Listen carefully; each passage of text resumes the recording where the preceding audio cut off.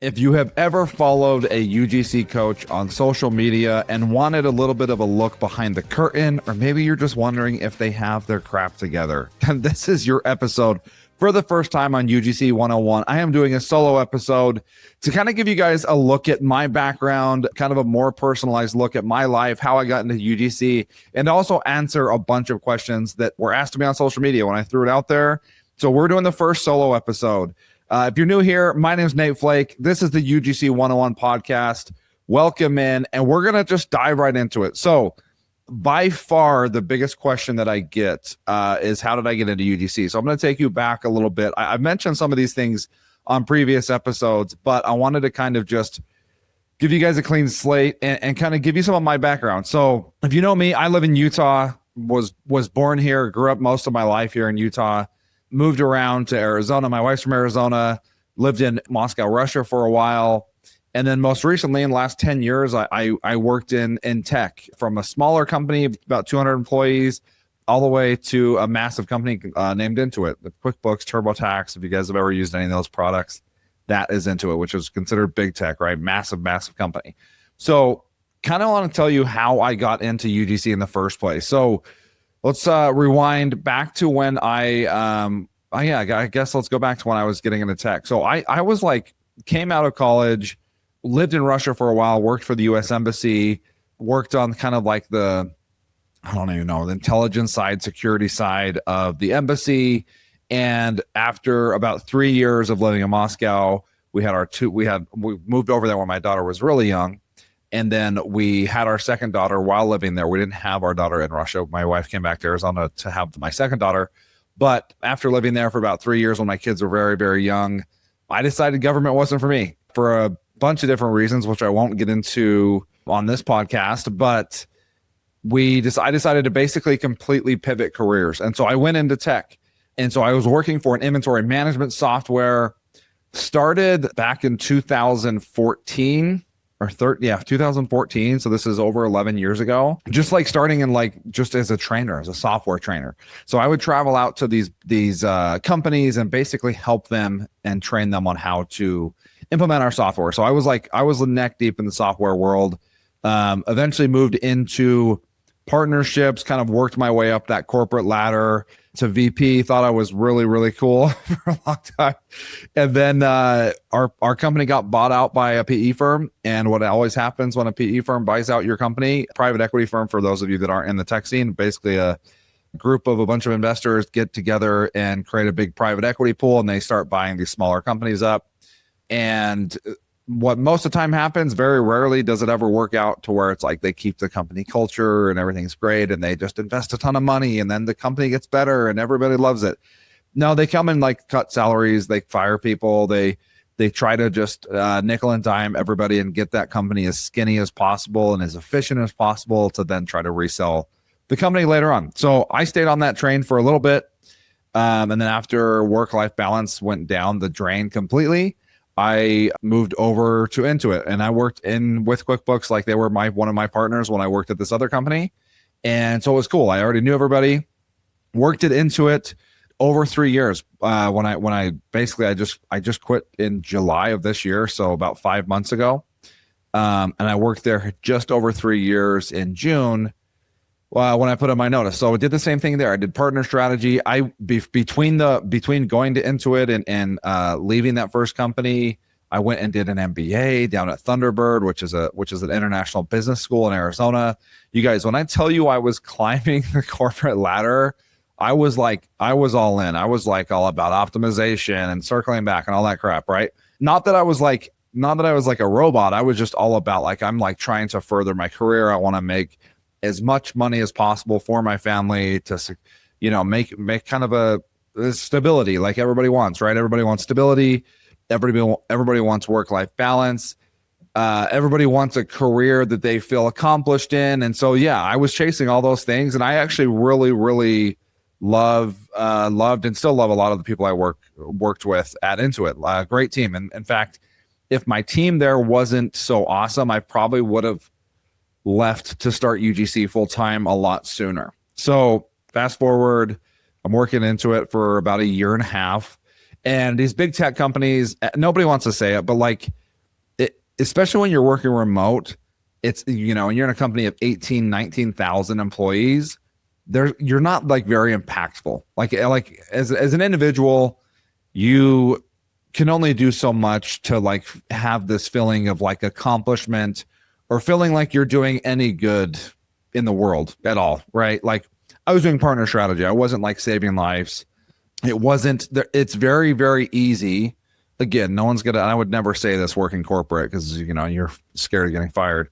It's very easy to do not a lot, to not do that much and just like glide under the radar and just like do the bare minimum, show up for your meetings, especially when you're working remote. It's like there's a lot of people at these massive tech companies. I'm not, you know, calling out anyone on my team. Like I said, a lot of people I worked with were amazing, but there's a lot of people that just chill and they've been there for 15, 20, 25 years and they're chilling and there's not like any type of challenge and there's nothing like, there's no like hunger there, I guess. And that maybe sounds cheesy and very corporate, but because of that and because of those conditions, and I was always trying to do other things. This is not my first podcast, by the way. This is like my 6th podcast. 4 were in the corporate world.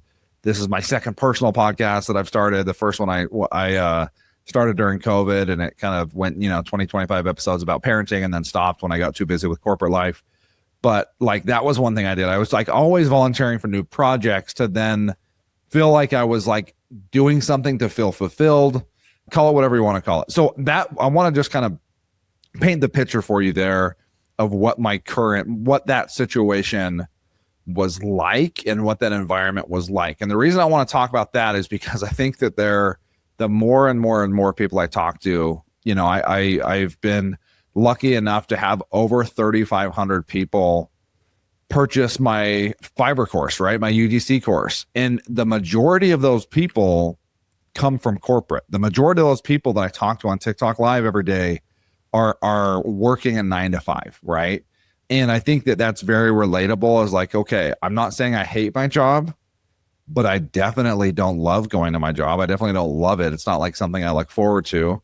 Do I make great money? Yeah, maybe you don't, right? But maybe you do. Like I was making great money in my job. I was, again, I had an MBA. I had VP experience at a smaller tech company. I was like really, really trying to climb that corporate ladder.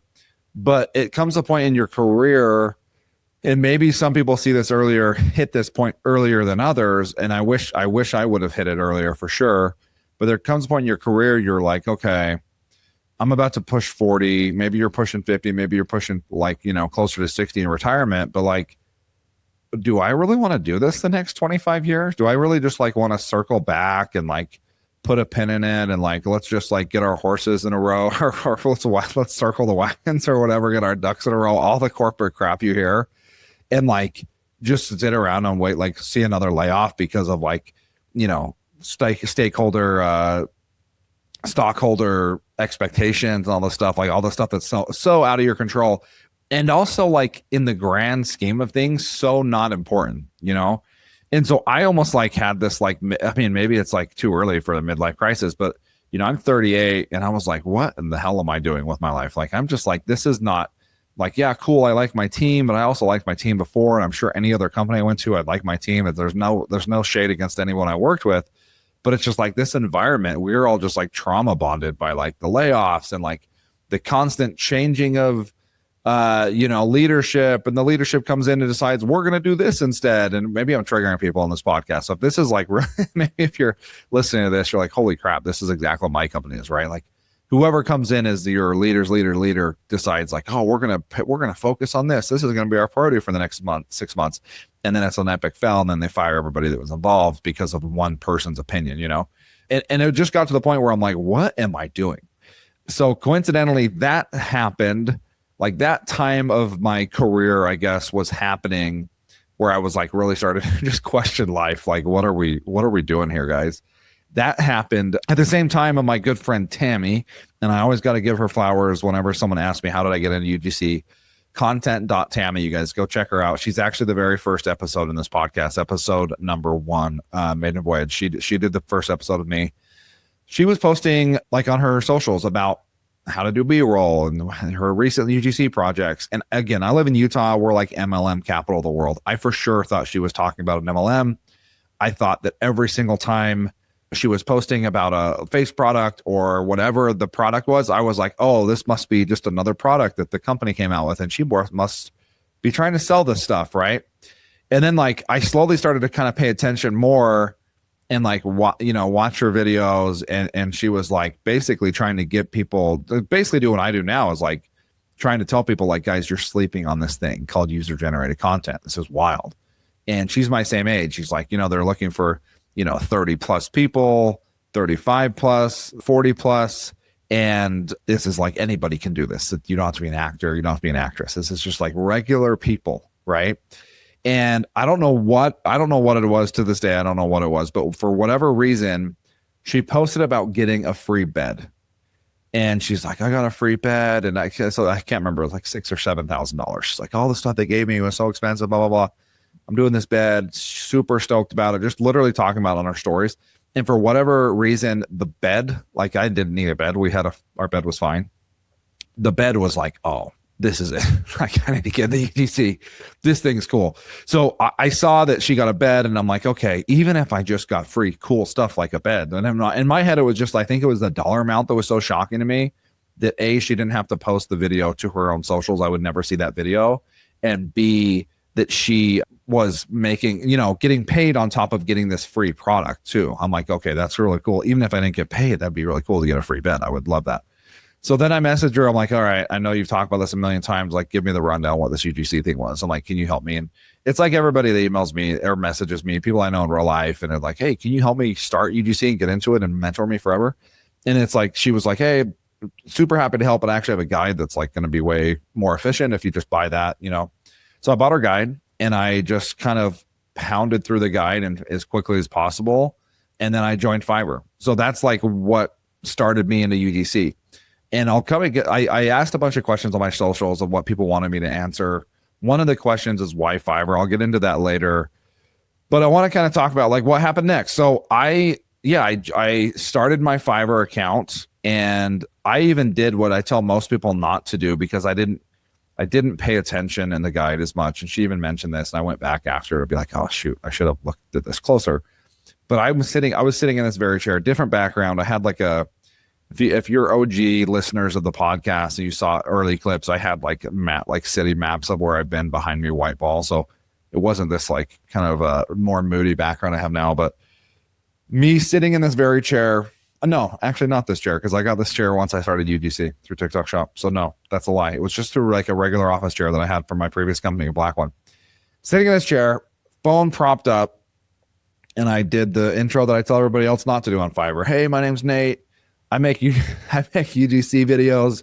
You should definitely hire me. I'll be awesome in your videos. And I didn't hear a single peep, not even scam messages, which are like a lot more prevalent now than they were 2 years ago. And I got a message finally after 9 days. I got my first message from a Ukrainian watch company, and super cool dude. And he's like, we're going to send you this watch. It's like this, $200 smart watch that's like indestructible. You can put it in the ice. You can put it in mud and stuff. And, you can put it in snow. And I'm like, hey, that's actually cool. I live in Utah. Like, do you want me to like do some mountain scenes? And then we kind of started the conversation from there. And so they ended up sending me the watch, but it took forever to get here. So I didn't get my first deal. And this is another question I get all the time. It's like, how long does it take to get your first one? I didn't get that watch until like 2 or 3 weeks after the 9-day message. So I was nearly a month in by the time I got this watch with the brief, right? So I went up in the mountain, shot this video. It's on my socials. I put it up there like not too long ago because people wanted to see what my first video looked like. It took me forever, because I didn't know how to edit. I felt super uncomfortable on camera. I feel way, way, way more uncomfortable on camera. I feel way more comfortable on camera now. In fact, even doing this podcast, solo podcasts are insanely awkward because you're just talking to yourself forever, right? But like even doing this podcast, I had tried doing a solo podcast with my parenting podcast, I don't know, 4 years ago. And I literally started it probably 500 times. I'm not exaggerating. I was up for 3 hours. I ended up just never doing one because it was too awkward. I kept starting over. It was like awkward for me looking at the camera. Because of the UGC amount of volume I do now, I don't like, this is nothing to me. It doesn't bother me. And I go on TikTok live every day, but the difference is now I'm just talking to myself versus having comments like live, right? Be able to respond. But anyways, my point of that is like, it gets easier with practice, you guys. It gets easier. My first video was so bad. I held the camera down at my freaking waist, looking up at myself because I didn't want my neighbors seeing. They wanted me to shoot it outside. And I don't know why I didn't just go in my backyard. Wasn't thinking. Was in my front yard. And I was like the weirdest angle. It was just like the worst angle of from down to up, you know, instead of having it higher, or instead of having, I didn't even have a tripod. That's probably why I was holding it selfie style. But anyway, so that's what got me in to UGC while I was working, right? And I think there's a lot of people that are working corporate that can get into UGC easily, quietly, right? That part of me was like, oh my gosh, what if my company finds out? What if my company finds out I'm doing this UGC thing? Well, they're going to fire me. They're going to think I'm being dishonest. Here's the thing. I never did it during work hours. You're 5 to 9. Your 9 to 5 is whatever, you know, that's your job. And then you're 5 to 9. No one can tell you what to do with your off time. Unless you have some crazy strict NDA that says you can't get a second job or you can't get a side hustle, which is gnarly if you do. There's no reason why you cannot start UGC. The funny thing is I later found out that basically everybody, including my boss, has a side hustle in corporate America. So if you're sitting in your office listening to this and you're like, oh man, I wish I could do this UGC thing, but there's no way. People in my office might see it. Yeah, they're probably going to see it at some point. And guess what they're going to ask? Hey, what is that marketing thing you're doing? What is that? And you're just like, yeah, I just have a side hustle where I do help brands with videos. And then that's it. And the conversation's over. Or if it does continue, they're going to ask, oh, how can I do that? Can anybody do that? That's how the conversation goes 100% of the time. So that's one thing I also like, I wish I would have done earlier, is just like not care as much about what I thought people were going to say at my job specifically. I was like terrified of anyone finding out that I was doing this UGC thing. I was like, what if they see my video? And then people did see my video. My director at Intuit saw my video and slacked me like, oh, that's so cool out of you. That's so cool. Like, didn't care at all. You know, it's kind of this like unsaid thing in corporate that everybody's doing a side hustle, right? Because again, you want to have multiple sources of income for in case like something like a layoff, you know, God forbid, does happen. So start on Fiverr. I'm on Fiverr I'm still on Fiverr. We're coming up on the 2-year mark, like at the end of January. It'll be 2 years when I started my Fiverr account. I started on Fiverr, but I didn't do anything else for a full year.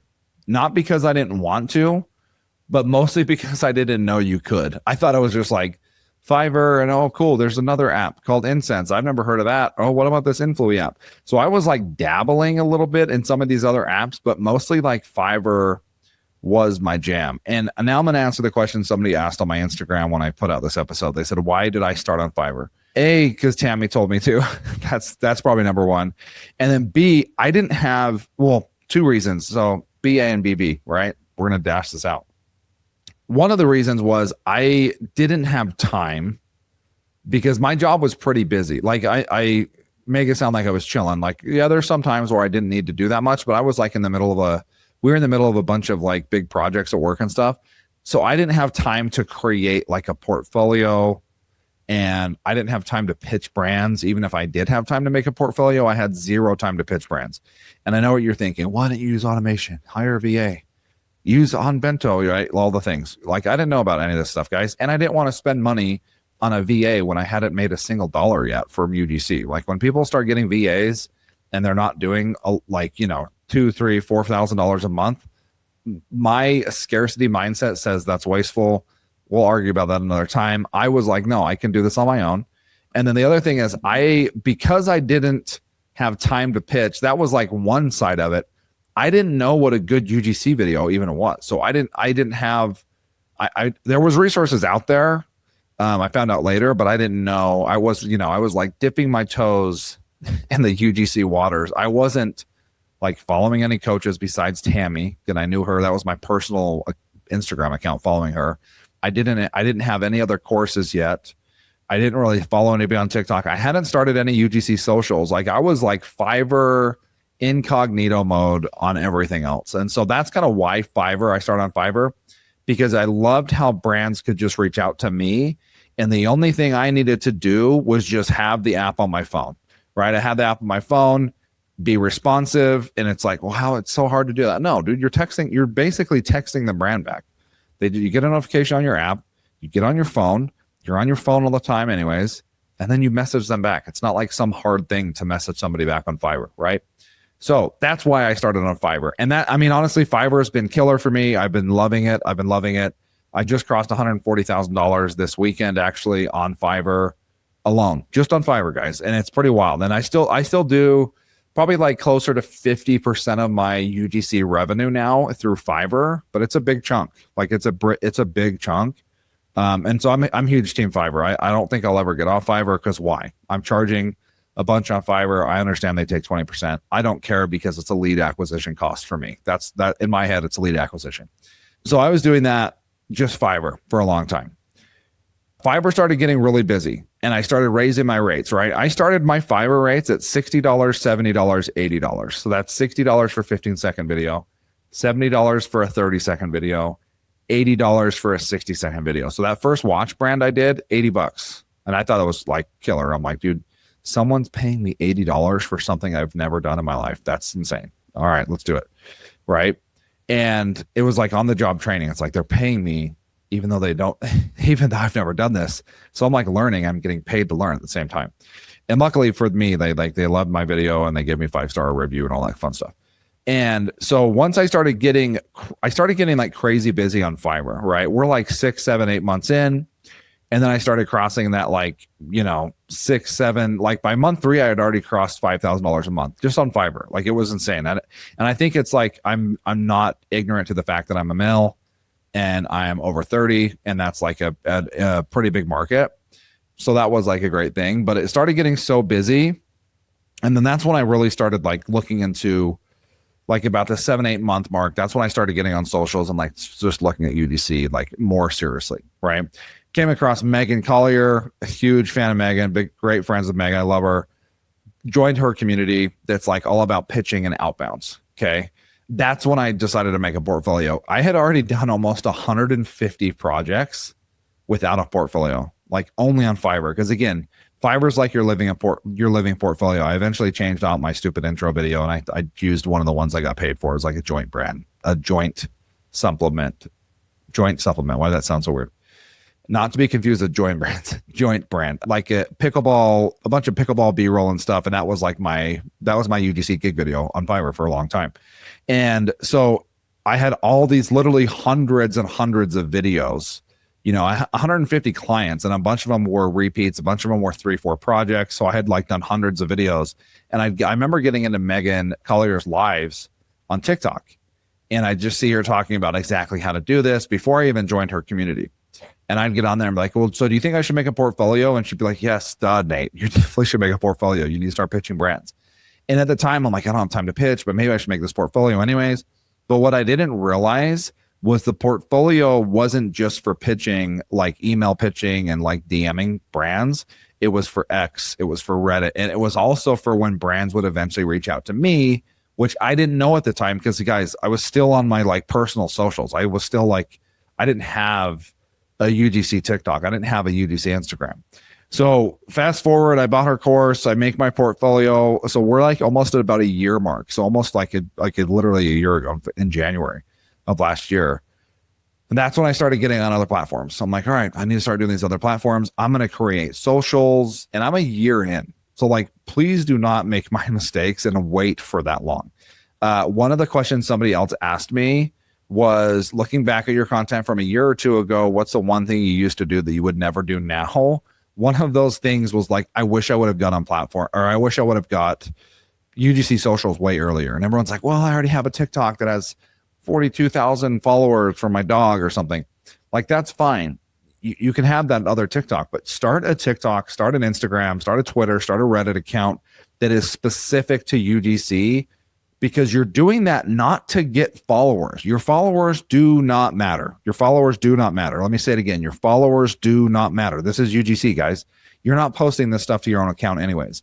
You're creating a UGC social media channels like TikTok, Instagram, X, or whatever, so that brands find you. And you're like, what do you mean how are they gonna find me? They're search my name? Like, no. there's a lot of brands that I've talked to, a ton of them, that exclusively only search on TikTok. Some of them only search on Instagram. And so they're searching like hashtag male UGC, hashtag 40-year-old UGC, hashtag Gen X UGC.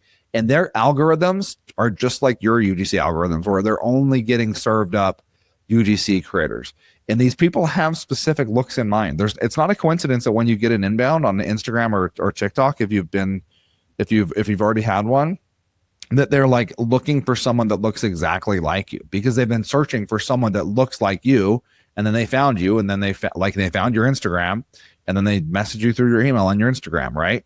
And so like brands are, again, they don't give a crap if you have 1 follower or 1 million followers, because they're just wanting you to create a video for them, not to post on your social, but to give you the video, to take the video from you and use it on ads. Like that's UGC 101, you guys. That's all it is. That's UGC. So like I started getting inbounds on my Instagram with less than 200 followers. Okay. I still don't have, I think I maybe have 2,000 on Instagram now. I don't have that many.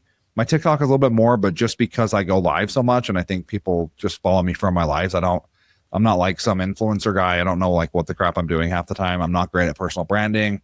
But anyways, to answer that question, what's one thing I used to do that I would never do now is like not get on socials way earlier, right? Another thing that just to like supplement that answer on the same question, what's one thing you used to do that you would never do now? One thing I used to do is I would like hurry, like especially when I was really busy, month 4, 5, 6, like around that range, I would just kind of rush projects because I wanted to get to the next one.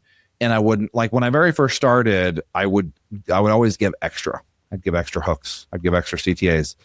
Giving a little razzle dazzle on the B-roll, right? I'd add 4 or 5 clips in as a freebie, and I'd say, hey, just add, and I'd always let them know I give you a couple extras just for free. Hopefully this helps your brand, right? Just because you're wanting to get reviews and repeats. And then for a while there, I just was doing I wasn't doing like bad work. I was just doing rushed work, and you could tell it was rushed. And I could tell like it's not like my reviews went down, but people stopped reviewing my stuff as much. Like the brands could definitely tell when I was just coasting. So that's another thing that I would definitely not recommend doing. So now we're back up to a year ago when I created my socials, right? One of the other things that like coincided at the same time of me creating my socials with getting on these other apps is between the year, in that whole year of me starting UGC through Tammy, and then, fast forward a year, me doing $10,000 plus months on the side. I was crazy busy, and I started UGC just to make some extra money. I wanted like $500 a month. And then it just spiraled into this thing that was like insane. And I was like essentially working 2 full-time jobs, trying to like hang out with my family. And I'll get into that and how I manage that now. But it got to the point where it was like very, very, very hard. And it was very, very hard to manage. On top of that, and maybe this is, you can relate if you've been doing UGC for a while, everybody and their dog wanted to know how to start this. Hey, how do you do UGC? I saw you in this ad, or blah, blah, blah. How do you start it? And so I was just referring everyone to Tammy's guide for a long time. But then they'd always come back to me for questions. It was like, hey, what about this part? I'm like, dude, I don't know. Like, ask Tammy. They're like, I know Tammy. She's like, I don't have a community. Like, you get the guide and you get what you get and you like figure it out. So then I was like going to lunch all the time. I was going to breakfast all the time. Like I was just gaining weight, probably too. It was like a problem. I was literally people were buying me breakfast, lunch, and dinner, like to take me out to like pick my brain or whatever, right? That's like the favorite corporate term. Let's pick your brain on this thing. And they got to the point where I'm like, dude, I cannot teach you everything I know about UGC in an hour lunch. And no, we can't go to breakfast tomorrow to teach you even more. So that's what kind of like really motivated me to create the course that I have now, UGC Fiverr Pro. So at the same time, I'm getting on apps, I'm getting on socials, and then I also was creating my course. It's an 11-hour video course on Stan Store. So I ended up doing that, launching that last February. So that thing hasn't even been live a year yet. And that really kind of helped take almost like buy my time back to now where I could like only focus. Because one of my biggest problems, and if you know me or if you've been following me for a while, I'm like way too nice. And maybe this is relatable for some of you UGC creators. I'm way too nice. So anytime people would ask me like, hey, can you help me with this thing? Or, hey, I want to know how to start this. Like, even if they haven't bought my course, I'm too nice. I always answer every freaking DM. I don't know. Maybe I don't think it's a bad thing. I've been told it's a bad thing for a lot of people, but it takes up a lot of my time of like, you know, because I feel bad if someone like doesn't want to buy the course, it's only like $100, but I'm like, yeah, I guess I'll help you for a while, like, you know, even though you're not paying for my time. And so that was one thing for me, like, okay, if I could buy back my time and tell people like, hey, there's really a course for this, and if you like, if I've helped you in any way, like I would hope you'd go spend the $100, because you're going to make, if you follow the course and actually take the steps seriously, like this is potentially going to make you tens of thousands of dollars. Like there's multiple, I could probably count 20 people now that have done well over 20 grand from my one course, right? Like the investment is great. $100 for 20 grand. Like that sounds like a good trade.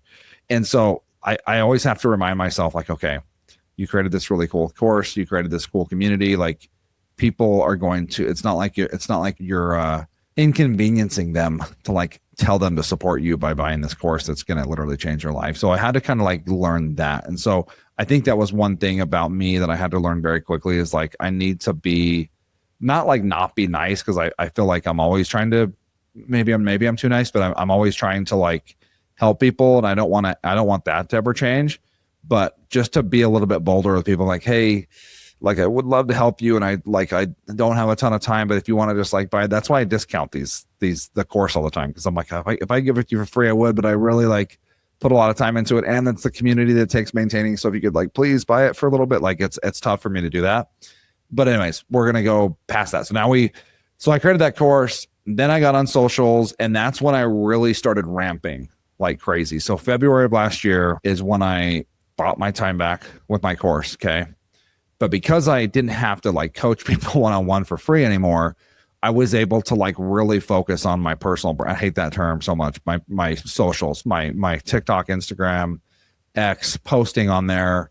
You know, personal branding is one thing. I'm not great at it. Obviously, go look at my socials. Like it's an aesthetic nightmare. Like it's whatever. I just 99% of the time I grab my phone. I'm like, hey, I had this thought, you guys. This is what I would do if I were you. I'm not good at like making cool, sexy transitions. And so I need to work on that. That's something I need to work on. I think every coach has like their strengths and weaknesses. That's definitely a weakness of mine. I'm not great at personal branding. But what I can tell you is it is like a fact that when you start posting on socials and putting yourself out there, getting on TikTok live, getting on, you know, posting on TikTok, posting on X, posting on Reddit, posting on Instagram, whatever. And it doesn't have to be a UGC example every time. Brands will find you and they will hire you. That is like dead set fact. Okay. Every single person. So I have my course. I also have this other mentorship. Every single person that I tell them to like post consistently, and it doesn't matter what they're posting. Literally doesn't matter. Brands are reaching out. Because again, guys, brands reach out that way. I've heard it from the horse's mouth from multiple agencies, multiple brands that they are searching on social. They're not Googling male UGC creators 40 plus, right? They know that 99% of mine is included, probably, honestly, like our portfolios are not SEO friendly. They're not going to find us that way. So that's one thing that I started doing, and it's like really, really kind of ramped up my trajectory. And then I'm going to wrap up my little story up till now, and then we'll get into some of these questions. Okay. February of last year was also, not only did I launch my course, but it was also the first time I went to a UGC event. I went to Foundations from Tran, her UGC masterclass. It's tran.ugc is her Instagram. Go follow Tran. If you don't know her, she's the homie. She's the best. Super look up to her. I'm in her community too. You guys, again, if you're not catching the theme, I don't give a crap if you join mine, but like get into communities, okay? Get with coaches. I'm in multiple, and I learn every single day from all these freaking OGs. They're all awesome. She threw an event in Scottsdale, Arizona. I went down to that event and I saw these people, like it wasn't like the money thing, right? Because I was already doing like $10, $12, $13,000 a month on the side, which was like crazy, which I'm like, dude, most people don't make that much in their main job. And but like I made really good money. I had an MBA. I had worked 15 years in tech. Like I was like I said, guys, I was holding tight to that corporate ladder. I was 3 points of contact on that corporate ladder. And I just saw these people. And again, it wasn't the money, but it was like all these UGC creators that were like so much happier than I was, because they were just talking about like, oh yeah, I've been doing this video. Well, it's so cool. And isn't it so cool that like we can, I was able to go to whatever and I didn't have to like ask anybody. And it's so great. I love this life that I can just like spend the morning going playing pickleball, and I don't have to worry about putting time off, and I don't have to worry about sick days. And it wasn't necessarily they were like bragging to me, and like a lot of these conversations were literally overheard in line to get my headshot taken or something. And I don't know what it was, but like in that moment, I'm like, okay, if something clicked, and I'm like killing myself right now with between my full-time job, my UGC, trying to maintain my course and build a community, and then also like trying to be a present dad and a husband. Like, and I got to the point, I'm like, what? Like, I'm like, what? Like money for me was like, okay, like I'm making a lot of money right now. Like, yeah, that was really cool. We were able to pay off some debt. We remodeled our kitchen, like fully funded $70,000 kitchen, fully funded by UGC. And like the money was cool. But then again, it was like a second. This was like midlife crisis 2.0 for me. Because the first was like, I need to do something that's creative and a creative outlet. And I want to do something that's like for me and something that like I can, have this, feel like I own this thing. And it's like, I'm in charge. But then this was more like, what am I doing all this for? Because if it's for money, mission accomplished, but this isn't making me that much happier. Like, yeah, paying off debt's cool. But like what I really want to do, and I think what everybody really wants to do, and if this isn't you, then I don't know what to tell you. But what everyone really wants to do is like what I did, this week. And I'm filming this the week of Christmas. I'm filming this the day after Christmas. Today's December 26th. Okay. Like everybody wants to do what I spent the last 3 days doing and just chilling with my family, like hanging out with my family, spending time with them. My girls are getting older. Like it's insanely, I was talking to my wife today, how scary fast they're growing up, right? Like I've got 5 more years and my oldest is out of the house. And it was, I don't know what it was, but I'm like sitting there looking around, and I was by far 10 years older than the oldest person there in the room. And I'm just like, okay, now I know I can make money doing this. How do I get rid of my corporate job? Because then I'm like, I've got best of both worlds. As long as I can replace that income, which I want to visit that for a second, because that's also like a myth. As long as I can replace that corporate income, then like, what am I doing? Why would I not do this UGC thing full time? If I can prove that I can do it, why would I not do that? Why would I not have a boss telling me when I can go on vacation? Why would I not be able to do pick up and drop off with my kids? Why would I not be able to take a day off or take 3 days off if I want to go on vacation or have a long weekend out of town or something with my kids, right? So, and going back real fast to the whole myth of the corporate thing, I think that's a lot of people think, again, hopefully this is helping somebody that's listening to this, that's like on the fence about it. So let's say you make $100,000 a year in your corporate job. Okay. And so in your head, you're like, okay, I need to make at least $100,000 a year doing UGC for that to make sense. But I would challenge you, because like self-employed money and corporate money are not the same. Meaning $100,000 with a boss and a limited amount of PTO and the threat of getting fired all the time, not fired, laid off. Okay. I have some amazing friends that have been laid off that are great, that were some of the best employees I've ever seen, laid off for no reason because it was out of my boss's hands or out of my boss's hands. So like, what would you pay? Let's say you're making $100,000 right now at your corporate job. What amount of pay cut would you need to take to get unlimited PTO? And I'm not talking about the bullcrap unlimited PTO that tech companies give that are like, you can take PTO anytime. Just tell us. And then we're going to judge the crap out of you if you're not here for a project. And you'll definitely probably miss out on promotions if you don't put all of your life into this company. You're like, not that crap, right? I'm talking about actual unlimited PTO. To be able to say to your boss, hey, I can take a vacation whenever I want, right? As long as I get my crap done. I can take a vacation a month if I want. I could go for 4 days a month, every month. And nothing will change with my prospects here, my chances of getting promoted, your feelings towards me. What would the number be? Because I would guarantee you it's probably in the thousands of dollars a month, because it was for me. It was for me. I would have easily taken a $40,000 pay cut to be able to get unlimited PTO and get the freedom that UGC affords me now. So anyways, that's my side rant. I have that argument all the time with some of my buddies. So there's that. That's on the side. So let me wrap this story up and then I'm going to get these questions. I promise. So I went home. I told my wife, I said, hey, I don't want to do this anymore. I don't want to do corporate anymore. She was stunned. I'd spent all this money on an MBA. I had worked my ass off in corporate before, working my way up to VP at the previous company just to be able to get on with Intuit, which is like a very, very hard company to get hired on. Like as far as golden handcuffs go and stability, Intuit's probably one of the companies, right? It's Fortune 50 every year. It's always number one or number two or number three best companies to work for in America. Psycho person, you'd have to be a psycho person to leave to do Instagram videos. What are we talking about here? My wife's very cool. Needless to say, she was like, yeah, do whatever you want. You want to quit today, you can. And I'm very, I don't even know, risk averse, right? So I wanted to make sure that I could replace, and I did it straight up. Again, not the way, my hindsight's 2020. So now I'm thinking, if you ask me now, that I'm like, oh, I would have done it for less money. But I'm like, if I can replace my income at Intuit for 3 months in a row, I'm going to grind. I told her, I'm like, you're not going to see me for 3 months because how little you see me now, multiply that, because I'm going to take all these little jobs I'm going to say no to.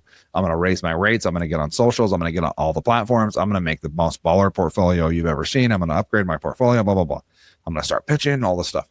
And so I did it. So in March, I started. I went March, April, May, replaced my income. In June, I said, all right, let's do this, and put my notice in July 1st and haven't looked back since. So that's what I'm doing.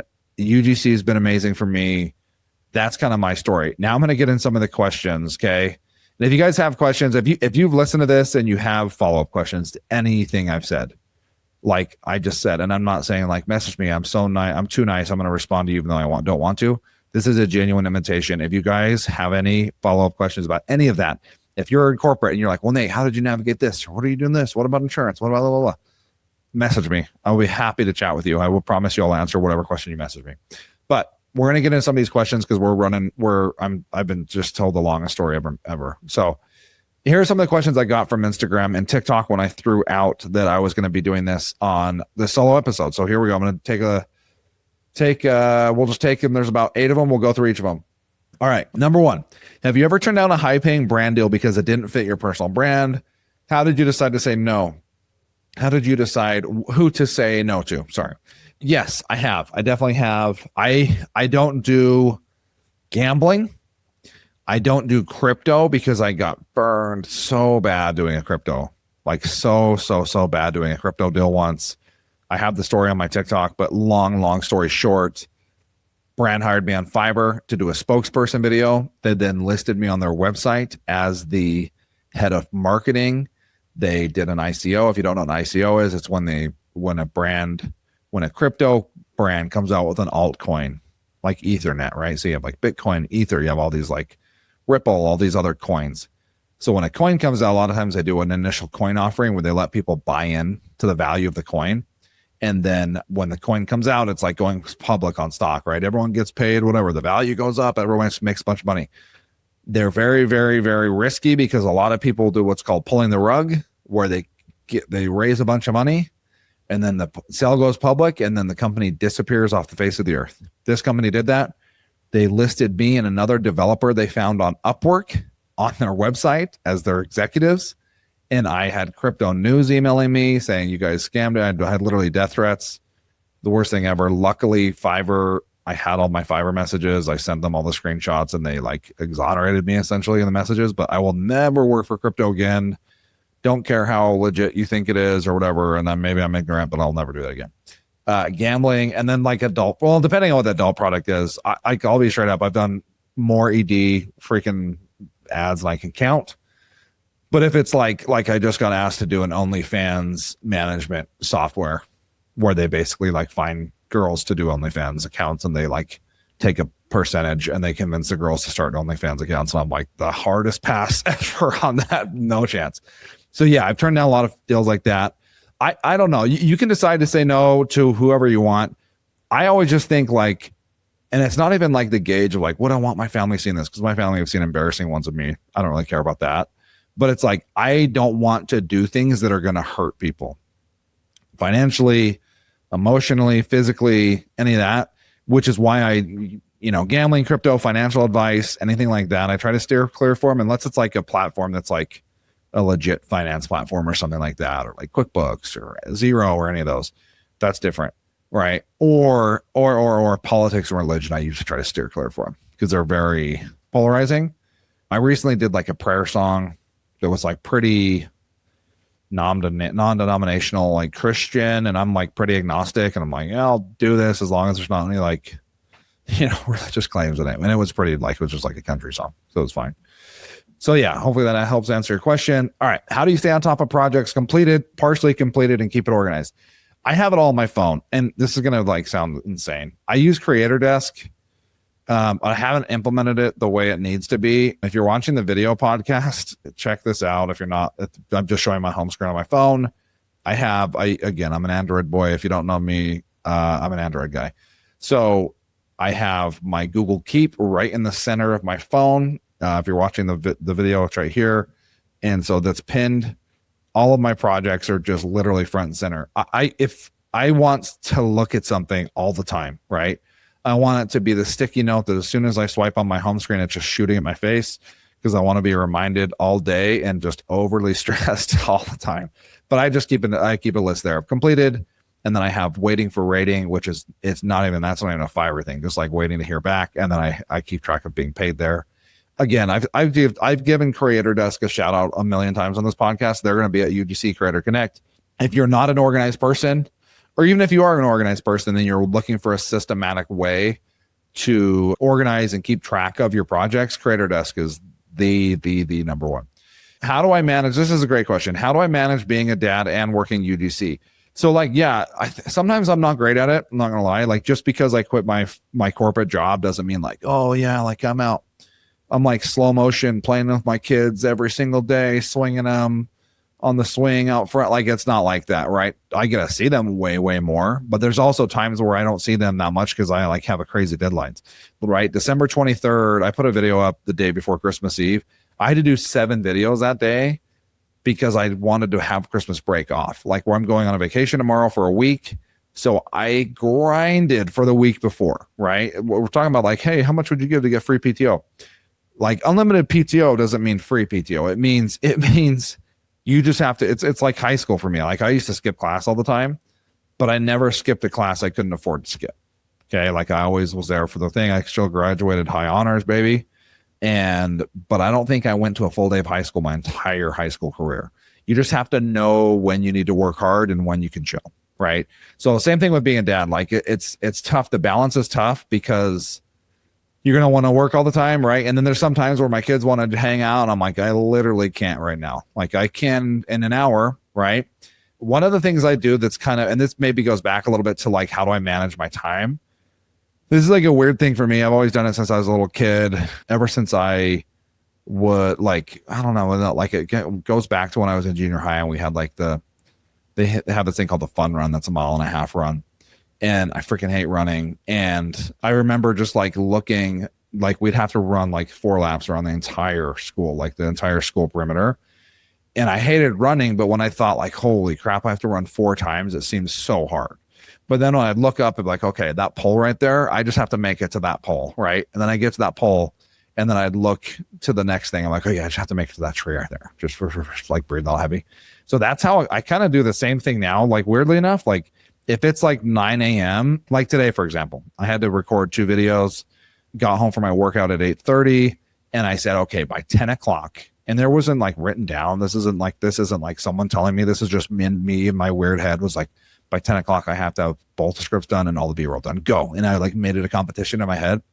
That's kind of how I manage my day. Honestly, it's not very systematic that way, but I'm always trying to be like, okay, if I can get all this done by 2 o'clock, then my kids get home, we can hang out until 4. And then from 4 to 5, they're going to be doing this. And then they have dance from this time. So I'm going to like make sure I do that. Right. So I'm always trying to, I don't work the typical 9 to 5 anymore, because I have different blocks, right? Like, I do a lot of my editing after my kids go to bed. I do a lot of my podcasting while my kids are at school, different types of things like that. There's always going to be a push and a give and take though, because like even right now, as I'm recording this, like my wife's putting the kids to bed tonight because I wanted to make sure I had to get this before I had on vacation, right? Like there's always going to be give and take. So I think it's just like really finding balance in those things. So hopefully that helps. But yeah, by no means am I perfect. I'm always trying to improve. All right, more Fiverr tips is what someone said. So I'm going to give a couple of my top Fiverr tips really quickly. And I know this person, she's in my course. Couple Fiverr tips that I started the episode with this. Always over deliver. Okay. It is not hard to do extra hooks. And if you don't know what kind of extra hooks to do, copy the script they gave you into ChatGPT or Gemini and say, hey, give me 2 extra hooks I can give the brand. Because you're already standing there with your tripod ready and it's already recording. Do 2 extra hooks. That's not hard. It got me repeat clients very, very, very quickly. The other thing I'll say is make sure you know about ads and running ads. You don't even notice the pay. Like you max out your payment in Fiverr specifically to like $50 a day. It's never, ever going to charge you $50 a day. It'll maybe be like $5, $6, $7 a day. It basically just gets your gig in front of more eyeballs, and then the money just comes out of your earnings. So you don't really like fill it. It's not like you put a credit card in. Hopefully that helps for those ones. Those are like my 2 top ones. Another question about kids. This is interesting too. Kids and family videos. Again, I'm not going to give people advice. I know some people are more sensitive to their kids being in ads than others. I will say this is a family business. My 14-year-old has her own gig on Fiverr. My 12-year-old cannot wait till she turns 13 to have her own gig on Fiverr. You have to be at least 13 to have your own gig. I think it's fine, but that's my opinion. That's my family. Totally up to you. I will say if you have kids and you have a spouse and they're all willing to be on camera, even if they don't want to be the main character and do scripting, brands are looking for families that are all in. Okay. I think it's a great thing. It's for us, it's been a really fun family act, like almost like a family time. Like the older your kids get, if you have older kids, you'll vouch for this. It's harder to find time to spend time with them because A, they're busy, B, they don't want to hang out with you anyways. So for us, it's like, hey, dude, anytime I get to spend with my girls, like I'll take that. I don't even care if I'm doing scripting and I have to mess the script up 900 times. So I think it's fine. But again, I'm not going to give anyone advice on what to do. Next question. Got 2 more and then we're going to wrap this thing up. I appreciate you guys. Okay. Next question. Should I quit the apps and focus on inbounds from email, socials, and pitching instead? I would say no. And here's why I would say no, because I think quitting the apps is like, why would you need to quit the apps? When you like setting up the apps is the hardest part. When we talk about apps, we're talking about Fiverr, Incense, Inbly, UG, Join Brands, Backstage, all that stuff. The initial setup of those apps, when you create your portfolio and you add all your videos, like Fiverr, when you create your gig, you do all the legwork that goes into that. That's the hard work. Then from there, you can just click like 3 buttons on your phone to apply for jobs, right? Fiverr, brands come to you. It's a no-brainer. It's clockwork. Like they come to you. There's 0 effort you have to put in to get brands. So I don't think I still get a lot of inbounds. Like I said, 50% of my revenue right now is coming from inbounds, but I would never imagine quitting the apps because it's opportunity. Like, why would you not want to have your eggs in as many baskets as possible? The worst case, you just say no if you're too busy. So I say no to that just because I don't think it's the same reason. If you're working in corporate America right now, you should have a side hustle like UGC. You don't want to put all of your effort into one thing and everything into one point of failure, because if you get laid off or you get fired or your company goes under, all of a sudden you're left with no revenue. If you quit the apps and only focus on inbound and emailing brands and pitching, then like that's just one of your revenue streams you're just completely cutting off for no reason. So I say no. All right, last question, you guys. Last question. I'm not going to offend whoever said this. It's a pretty good question. Now that you're hosting UGC 101 and teaching, do you still actually film content for brands, or have you moved entirely to the education side? No. I actually still do like 80% of my income from UGC. Again, I was literally just talking about on the 23rd how I did 7 videos in one day. My regular week is anywhere between like, if I can do 1 to 3 videos a day, like that's a pretty average day for me. I try to keep it less than 3 because 3 videos and editing, because I still haven't hired my own editor where I'm a freaking crazy person, control freak mostly. Then that's a good day for me. So I'm usually doing between, I don't know, like 15 and 20 videos a week. I love educating. I love teaching people. I love I don't do like calls for my huge community, but I do have a mentorship side. I'm still doing majority of my income through UGC though, because I'm not great. Again, I'm going back to the personal branding, guys. I'm not great at like selling my course and like pushing my course and pushing the personal branding and like doing like the comment course today and then I'll message you my link. Like I'm not good at that stuff. I can be better for sure, but yeah, I my course is there, but I'm not good at selling. I'll just be straight up. Anyways, so hopefully that helps answer that question. Okay, guys, this is it. I super appreciate it. We're almost running up on an hour now. Thank you for listening. If you guys haven't already subscribed on YouTube, please go subscribe on YouTube. I think we're at like 120 subscribers. Again, it's not about followers, but that's just weak. So if you can go to the YouTube channel and subscribe, that would be like a personal favor to me as a friend. Please do that. That'd be awesome. And then share this with your UGC peeps. Super appreciate you guys listening. If you have any other questions, again, like I said, about anything I talked about, or even any of my background, hopefully this was insightful. Feel free to message me if you do. And yeah, if you got anything useful out of this, a rating goes a long way on any of these podcast platforms. Hope you guys have a great rest of your week, and we will catch you on the next episode. Appreciate you. All right, that's it. If you got something out of this, hit subscribe, catch another episode, or share it with a creator friend who needs to hear it. And grab my free 10 steps to becoming a UGC creator guide. The link is below. Thanks for hanging out. I'll catch you next week. Keep creating.